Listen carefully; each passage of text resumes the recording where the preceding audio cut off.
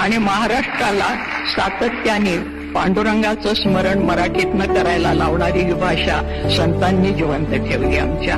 आणि आमच्या या संतांच्या मध्ये मुद्दाम आवर्जून सांगते की मराठी साहित्याचा उगम कुठे झाला, अमुक साली शाळा निघाली आणि माणसं शिकायला लागली, हे आमचं आधुनिक पांडित्य झालं.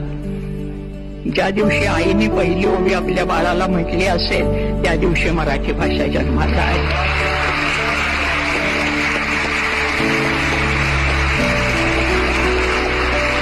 कांदा मुळा भाजी अवघी विठाबाई माझी, लसूण मिरची कोथिंबिरी अवघा झाला माझा हरी, असं म्हणणारा आमचा सावता माळी त्यांनी ही भाषा जिवंत ठेवलेली आहे. आणि ह्या मराठी भाषेला अभिजात दर्जा मिळालाय. या सगळ्यांना मिळून हे अभिजातपण आलेलं आहे.